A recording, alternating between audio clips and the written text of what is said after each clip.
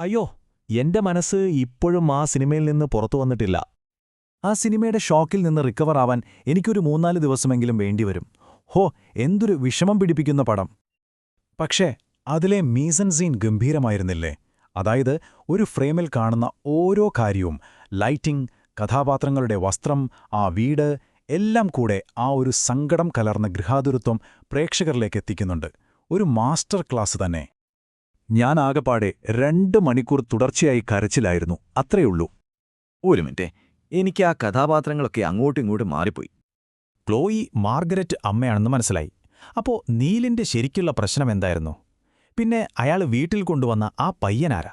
എനിക്കാകെ കൺഫ്യൂഷനായി. Okay, ഞാൻ സിമ്പിളായിട്ട് പറഞ്ഞുതരാം. നീലാണ് കഥ പറയുന്നത്.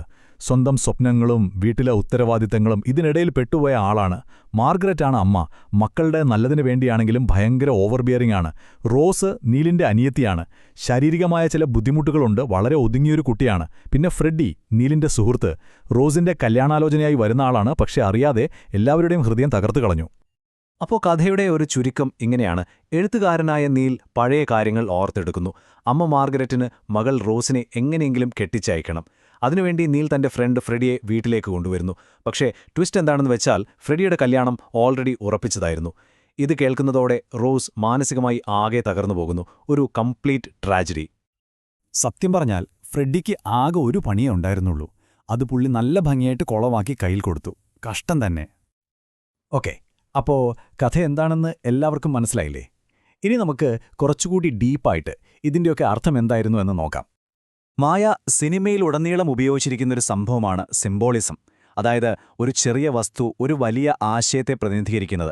അകലെയിൽ റോസിന്റെ കയ്യിലുള്ള ചെറിയ ഗ്ലാസ് പാവകൾ ശ്രദ്ധിച്ചോ? അത് ശരിക്കും അവളുടെ തന്നെ പ്രതീകമാണ്. അത്രയും ദുർബലവും എളുപ്പത്തിൽ തകർന്നു പോകുന്നതുമായ അവളുടെ ജീവിതം പോലെ. അതെ, ആ ഗ്ലാസ് പാവകൾ കഥാപാത്രങ്ങളുടെ ദുർബലതയെയാണ് കാണിക്കുന്നത്. പുറമേ നിന്ന് നോക്കുമ്പോൾ ഒരുപാട് സംരക്ഷണമുണ്ടെന്ന് തോന്നുമെങ്കിലും അവർ എത്രത്തോളം ഒറ്റപ്പെട്ടവരായിരുന്നു എന്നതിന്റെ ഒരു സൂചന കൂടിയാണത്. മായ സിനിമയുടെ മൊത്തത്തിലുള്ള ഒരു ഫീലുണ്ടല്ലോ, അത് വിഷാദമാണ്. അതിന് പല കാരണങ്ങളുണ്ട്. ഒന്ന്, പശ്ചാത്തലം. കേരളത്തിലെ ഒരു ആംഗ്ലോ ഇന്ത്യൻ കുടുംബം. അവർക്ക് എവിടെയും പൂർണ്ണമായി ചേരാൻ പറ്റാത്ത ഒരു അന്യതാബോധമുണ്ട്.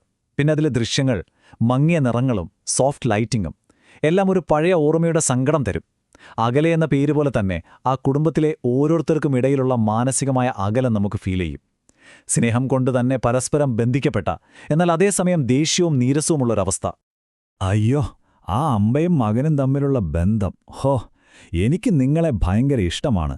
പക്ഷെ എന്റെ ഇഷ്ടത്തിന് ജീവിക്കാൻ സമ്മതിക്കണമെന്ന് മനസ്സിൽ പറയുന്ന പോലുണ്ട്.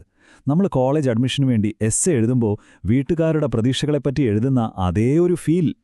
മായ, നീ പറഞ്ഞത് കറക്റ്റാണ്. ആ ഒരു ഫീൽ എന്തുകൊണ്ടാണ് നമുക്ക് ഇത്രത്തോളം റിയലായിട്ട് തോന്നുന്നതെന്നറിയാമോ? കാരണം ഈ സിനിമയുടെ കഥയ്ക്ക് ഒരുപാട് പഴക്കമുണ്ട്. 1944 എഴുതിയൊരു നാടകം ഇന്നും എങ്ങനെ പ്രസക്തമാകുന്നു എന്ന് നമുക്ക് നോക്കാം. മായ, അകലെ ശരിക്കും ടെന്നസി വില്യംസിന്റെ ദി ഗ്ലാസ് മെനാജറി എന്ന പ്രശസ്തമായ അമേരിക്കൻ നാടകത്തിന്റെ മലയാളം രൂപമാണ്. അമേരിക്കയിലെ സെന്റ് ലൂയിസിൽ നടക്കുന്ന കഥയെ ശ്യാമപ്രസാദ് കേരളത്തിലെ ആംഗ്ലോ ഇന്ത്യൻ സമൂഹത്തിലേക്ക് മാറ്റി. കാരണം ആ സമൂഹത്തിനും ഒരുതരം സാംസ്കാരികമായ ഒറ്റപ്പെടൽ അനുഭവപ്പെടുന്നുണ്ട്. ഒറിജിനൽ നാടകം പോലെ തന്നെ ഇതും ഓർമ്മകളിലൂടെയാണ് കഥ പറയുന്നത്. ശരിക്കും പറഞ്ഞ നീലിന്റെ ആ കൺഫ്യൂഷനില്ലേ, സ്വന്തം സ്വപ്നങ്ങളുടെ പിന്നാലെ പോകണോ അതോ വീട്ടിലെ ഉത്തരവാദിത്തങ്ങൾ നോക്കണോ എന്നുള്ളത്, അത് എല്ലാ സ്റ്റുഡൻസിന്റെയും വെക്കേഷൻ സ്റ്റോറിയാണ്.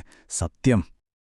അതെ, ഇത്രയും വർഷങ്ങൾ കഴിഞ്ഞിട്ടും ഈ കഥ എന്തുകൊണ്ടാണ് ഇപ്പോഴും നമ്മളെ ഇത്രയധികം സ്വാധീനിക്കുന്നത്, അല്ലേ? ഇതിൽ നിന്ന് നമുക്ക് എന്താണ് മനസ്സിലാക്കാനുള്ളത്? ക്ലോയി, അവസാനം നീലിന് അവൻ ആഗ്രഹിച്ച സ്വാതന്ത്ര്യമൊക്കെ കിട്ടുന്നുണ്ട്. പക്ഷേ താൻ ഒറ്റയ്ക്കാക്കി പോന്ന ആ അനിയത്തിയുടെ ഓർമ്മകൾ ജീവിതകാലം മുഴുവൻ അവനെ വേട്ടയാടുകയാണ്. എനിക്ക് ആലോചിച്ചിട്ട് ഭയങ്കര വിഷമം തോന്നി. മായ, ഈ ചാർട്ടിലേക്കൊന്ന് നോക്കിക്കേ. ഇതാണ് ആ സിനിമയുടെ ആകെത്തുക. കുടുംബത്തോടുള്ള കടമ ഒരു വശത്ത് വളരെ വലുതാണ്. അതേസമയം സ്വന്തം സ്വപ്നങ്ങളും അത്രത്തോളം തന്നെ വലുതാണ്. പക്ഷേ സന്തോഷകരമായ ഒരു അന്ത്യത്തിനുള്ള സാധ്യതയോ വളരെ കുറവും. രണ്ടും കൂടി ഒരുമിച്ച് കൊണ്ടുപോകാൻ പറ്റാത്തതിന്റെ ദുരന്തമാണ് അകല. അവ ഈ സിനിമ കണ്ടു കഴിയുമ്പോൾ നമ്മുടെ മനസ്സിൽ വരുന്ന ഏറ്റവും വലിയ ചോദ്യം ഇതാണ്: നമ്മൾ സ്നേഹിക്കുന്ന ഒരാളെ ഉപേക്ഷിക്കേണ്ടി വരുന്ന ഒരു റിസ്ക് എടുത്തിട്ടാണോ നമ്മുടെ സ്വപ്നങ്ങൾ തിരഞ്ഞെടുക്കേണ്ടത്? അതിനു മാത്രം വിലയുണ്ടോ നമ്മുടെ സ്വപ്നങ്ങൾക്ക്? അല്ലേ? ചിന്തിക്കേണ്ട ഒരു കാര്യമാണ്.